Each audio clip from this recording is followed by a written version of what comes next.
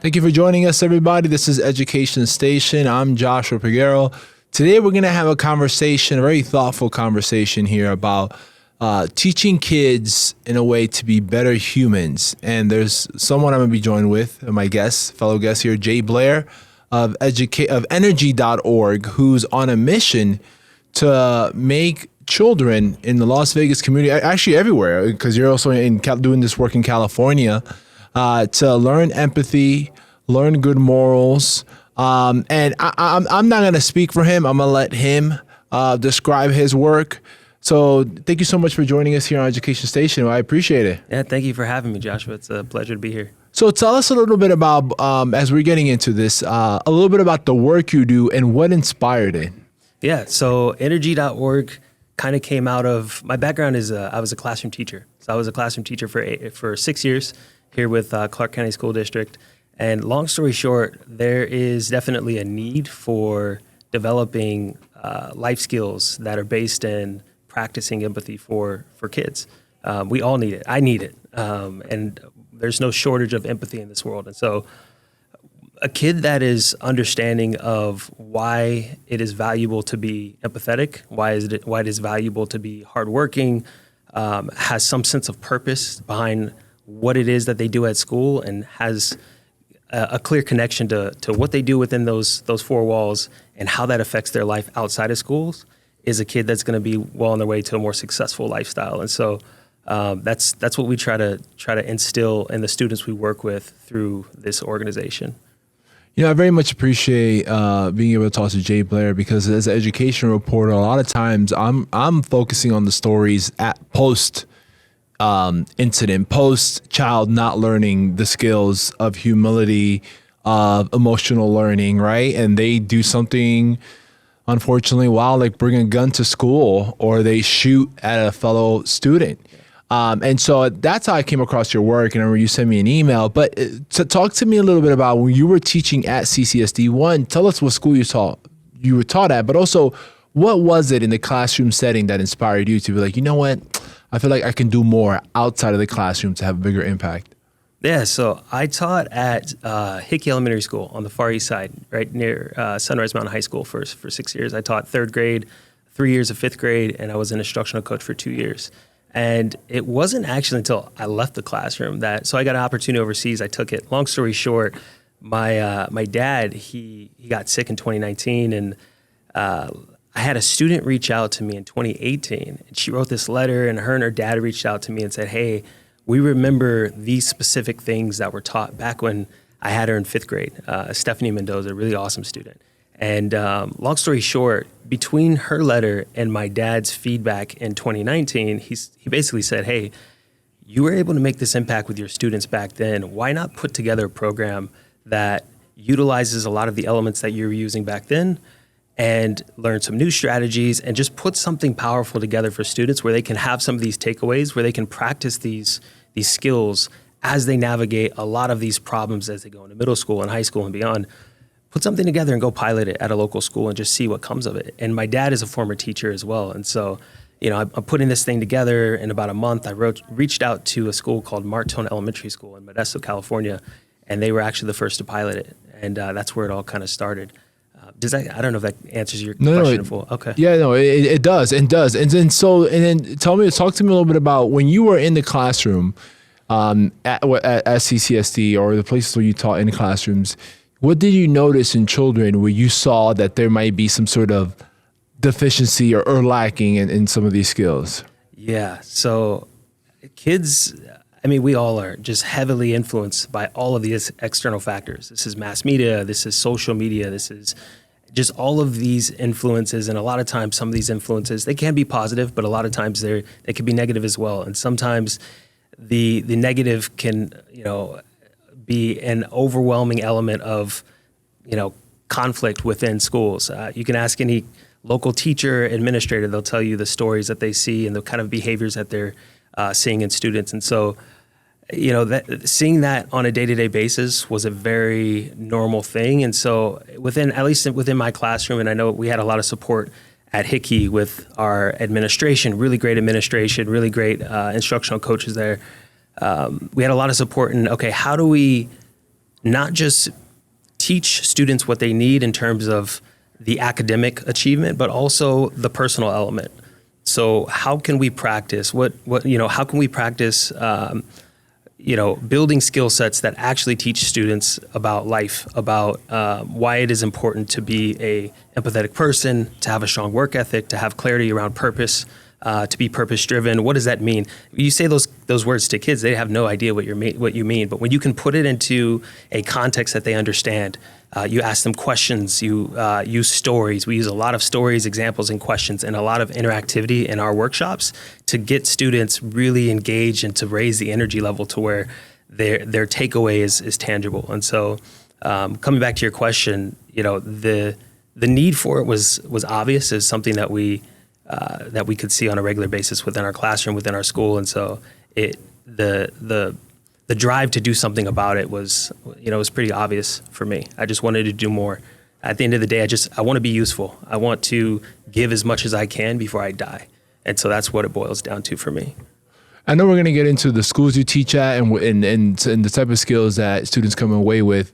But before we get there, just, one thing I want to also discuss is how you got there. And do you think that oftentimes as teachers, we're placing too much? Because in a way, I'm thinking about it. I'm only an education reporter, and I've been here in Las Vegas covering education for 3.5 years. And I feel like sometimes they expect too much of teachers. Did you see that in the classroom when you were teaching? Yes, that's in short, yes. Because all of this really starts at home. It starts at home. It starts with parents. What are these kids learning at home? And what are they bringing to school? And you can, unfortunately, there's just so much these days that is missed or that the students don't get before they come to school. And so we try to bridge that gap. I know for me in my classroom, I was lucky to have a lot of parents that as soon as I'm reaching out before the school year even starts, hey, I'm going to be your student's teacher.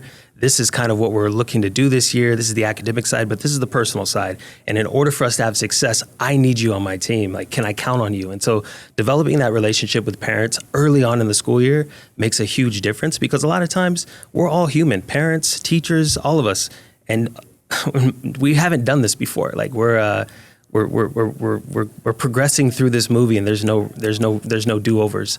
And so a lot of times just reaching out to parents and letting them know like what the expectation is, and asking them for help, and asking them also what would be most valuable to you as a parent in terms of how I communicate with you, the expectations, support that I can expect from you with this child at home, both behaviorally, but with homework, with whatever it might be. And so I think, to your question, yes, there is a lot that is asked of teachers, and it can become overwhelming. I think for us as teachers, it helps a lot to lean on the parents as well, and to make this a team effort, and to just kind of really remind all the stakeholders that the success of this student is our ultimate goal. So, let's get to work. Let's roll up our sleeves. Let's get to work. Let's keep a very clear path of communication. Let's be a team. And so I know it sounds a little bit cliche to say, but it worked for me.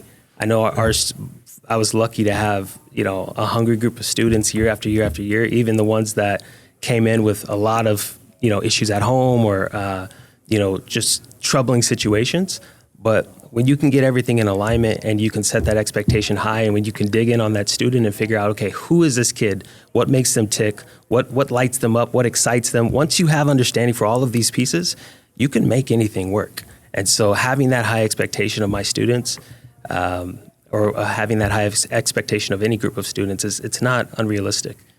There's a lot that you can do in terms of student outcomes if those things are in alignment. So, yeah. All right. Having the success of students in mind. You hear that? So we're going to get back after this quick break. We're going to talk with Jay Blair a little bit about some of the skills he teaches students, as well with the schools he's worked with in Clark County, which varies widely from public to private. So please keep it here on Education Station.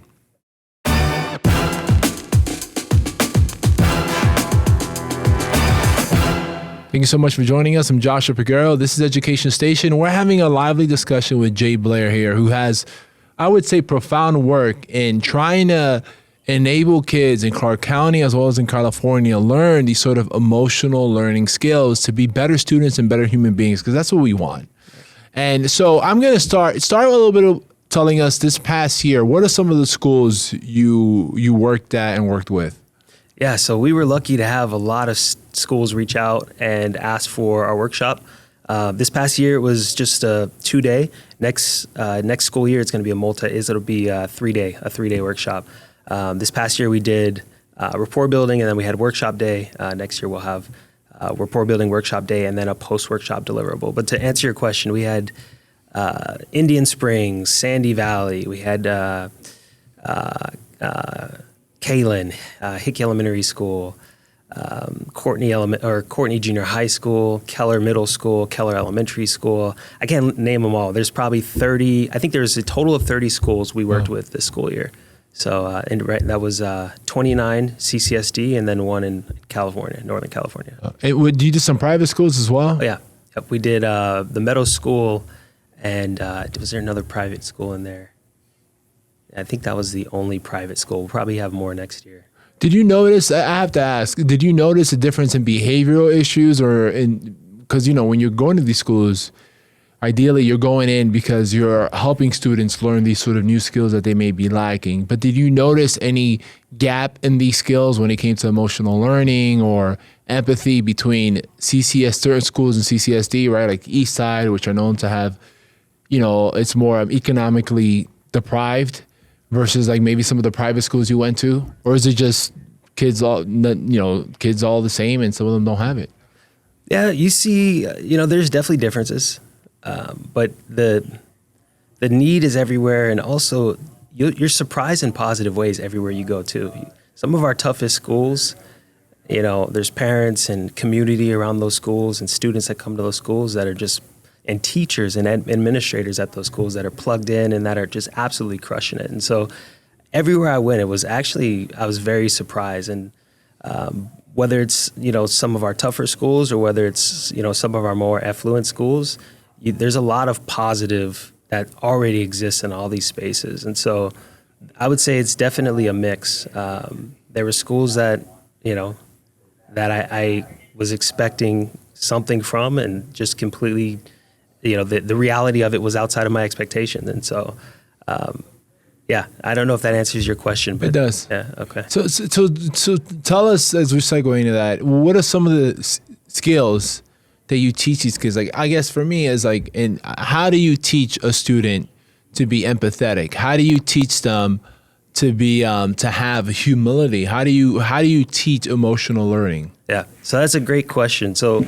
I'll start just by saying it's interesting that no matter where you go, whether it's Las Vegas or the East Coast or a different country, wherever you go in the world, every 10-year-old understands the value of like their local currency, $1, right? Or a peso or whatever. Every 10-year-old, no matter where you go in the world. Like, it's interesting that is a reality based on the way the world is and the way the world works. Like, how interesting would it be? How beautiful would it be if every kid at 10 years old understood the value of being an empathetic, kind, hardworking person?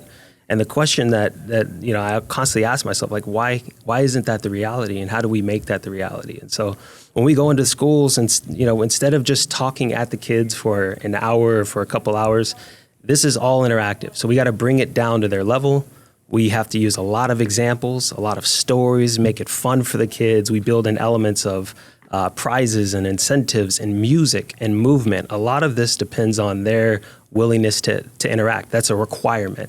And so if you go talk to any of the schools that we've recently finished, right at the end of the school year, we had Kalen Elementary School, Tanaka, we had McCall, or any of the other 30 schools we worked with this year, had the privilege to work with this year. They'll tell you that we have to bring these concepts, these big life concepts, down to their level, and we do that through a number of different methods of engagement and teaching. And so, like I said, it's a mix of music and movement and stories and examples, and I could take you through it, but that's kind of I don't want to say secret sauce, but if it's better shown than explained. Yeah. I could try to tell you exactly how we progress, but everything's strategic. Every word, every an activity, the way the students are paired, the way that we use their names. In fact, if you go to our website, energy.org, it's energy.org, you'll find a promo video, and some of those teachers and administrators,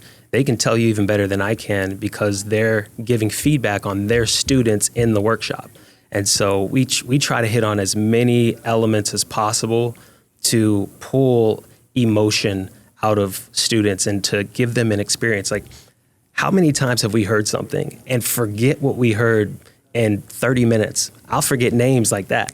But if we have an experience, a powerful emotional experience, we'll remember that 10 years later. We can watch a movie today, and if a movie inspired us or made us cry or whatever, we'll remember this scene for scene 10 years later. Why is that? Because it is hitting on a part of our brain that is complete, that is experiential, that is emotional. And so the goal with these workshops and the work that we do with kids is to create an experience for them, something that's powerful, that's moving, that's fun, that's engaging, that's just wildly crazy in the most positive way. And then we plant that seed and try to bring it full circle. And all of this happens on their level in a way that, like, as you know, I taught fifth grade. So the language and some of the examples and a lot of the stories, it is catered to about fifth through middle school. And so, that's what we try to do. So you use this sort of like energy, this movement, this sort of way of getting to the kids' level in order to impart in them this sort of seed of how to be a better human in a way. Yep. What is empathy? Why is it important? What does it look like? How do we practice it? We use examples throughout the workshop, like things that they're going to see in school, right in the hallway, when they witness a friend of theirs decide to engage with the teacher in a way that they know is disrespectful. Like, what do we do in those moments? And why do we choose this versus that? And why should we choose this instead? What does that look like? Why does that friend choose to behave in that way in the first place? Where does that come from? So we dig into a lot of different things. Kids being bullied online, all of these elements, fights in school, just all kinds of different things. We try to hit on as much as we can in ways that are creative and interactive and fun. And so, it's we cover the gamut. It's a lot. Okay. Yeah. All right. We're going to continue with this conversation after this quick break. Again, we're joined here by Jay Blair and his whole movement, energy.org, about trying to make better kids and better humans, and in a way, better adults and a better society and a better world. So we're going to continue this conversation right after this break.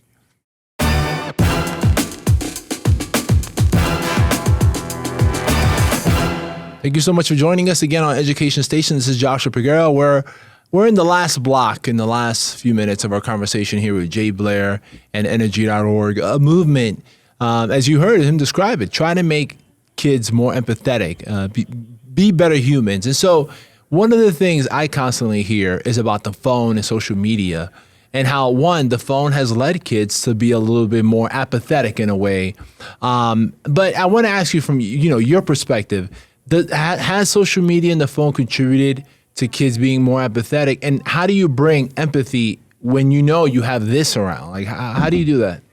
That's a great question. It's probably above my pay grade. In short, yes. Yes, the use and the amount of time kids are spending on phones, on social apps, on whether it's video games, it is creating a detrimental outcome in terms of their development, their academic development, but their personal development as well. And so that's part of why this is such a challenge in terms of accomplishing the goal we're trying to accomplish with this work. And that's one of the reasons why these workshops have to be so dynamic, because you can lose their attention in 2 minutes if you're not engaging, if you're not interesting, if you're not, pulling them in a emotional way. And so, it's tough. One of the things that we're going to try to do as we progress and as we grow is utilize those social platforms in positive ways. I honestly don't know yet exactly how that's going to look. I'd love to see that, because sometimes social media is almost like, and I work in media, and oftentimes I'm on there looking for, story ideas or if something someone said, like a political figure or a notable person, and you read through everything else that people are saying, and it can be so negative.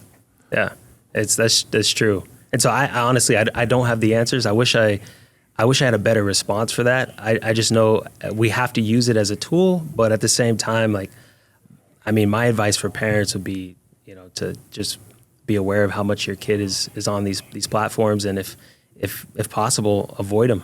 You know, I know that's hard to do when all of their friends are using it, but you know, if they're not getting something positive from it, at some point we got to ask the question, what for? You know. Okay.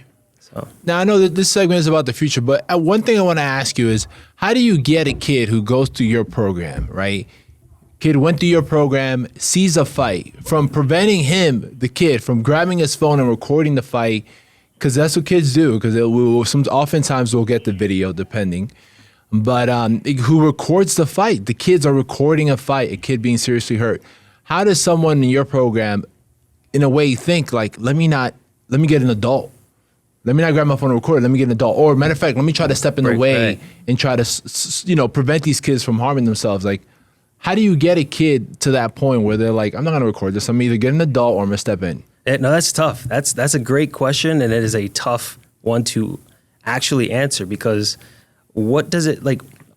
Why would a kid or anybody else choose to pull out their phone and record a situation in which someone is being, hurt, versus doing something to help them, stepping in and stopping the fight or whatever? It's like, it comes back to this question about values and who we are and who we are going to be and who we choose to show up as in this world. And so that's why, we can focus on what a kid did or what they didn't do, and if they pulled out their phone or what they said online, but it's really not like that's like the end state. What is this kid's values? What do they believe about themselves? What do they believe about the world? What is their viewpoint on life? Do they see themselves as not colleagues, but brothers and sisters? I know this sounds so cliche, but it's a real thing. Like, do you see yourself as a part of the whole? Is this person, if they hurt, do you feel that or not? And if you don't, why not? Because at the end of the day, if I'm driving down the freeway and I see you get in an accident, I'm not thinking twice about the fact that I'm pulling over and helping you out. I've done it before, right? Like, there's situations, we've all done it. Whether you hold something as simple as holding the door open for a stranger, like that's tied into values. This person is coming in right behind you, like, have the consideration to just hold the door open for them. I'm not saying you have to. You don't have to do anything, but I'm just saying, like, who are we? What kind of values do we have? Who are we going to be in this world? And so, again, these are all things we try to hit on in the workshop. But it's tough. It's tough, man. I honestly wish I had a better answer.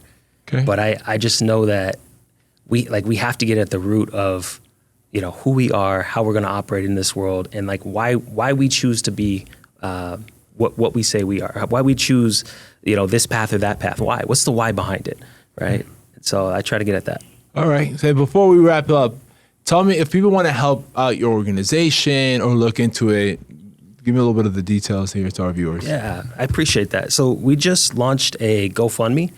So we are a for-profit. We're a social enterprise. However, we do have a nonprofit fiscal sponsor here in Las Vegas, Vegas for Athletes. They're an amazing nonprofit 501c3 organization that does heart monitoring for local Vegas athletes to be able to detect heart abnormalities, because this is actually a much bigger problem than people realize. And so that's the work that they do. They save lives on a regular basis with the work that they do, but they are a fiscal sponsor. And so they can receive tax-deductible donations through their organization and then allocate a percentage of those funds to our operational budget. The other side, as I said, is the GoFundMe. If somebody wanted to donate directly to the work that we're doing, we would greatly appreciate it. I funded this past year completely out of pocket. So all 30 of those schools, 7,000 kids, all out of pocket. But at some point, we're going to lean a little bit heavier into donations. Going forward into next year, we will have the workshops. So we have CCSD schools signing up already for the fall and the spring. However, we're also going to have teacher PDs. So we'll have professional development sessions that we're going to be putting on for teachers. Like I said, we'll have the pre-work, we'll have the workshop, and we'll have the post-workshop deliverable for students. So it's going to really be a strong multi-day experience. And we're excited. Next year is going to be, I hope it's even much better than this year. We want to make some serious positive impact. So yeah, we're excited. Wow. Well, we want to thank Jay Blair for joining us here on this program, Education Station. We've been trying to make this happen for several months, but he's a very busy guy. he's doing a lot of great work. As Not you as see. busy as you, man. No, he's trying to make kids better and children better. And again, children end up becoming adults and our next leaders. And so we appreciate the work that you do. Thank you so much for joining us here on Education Station. Thank you for having me. It's been a pleasure. And thank you, everybody here that tuned into this conversation. Again, you can find out more about Jay Blair's work at Energy, NRGY. ENRGY. ENRGY. .org. .org. Thank you so much and enjoy the rest of your day.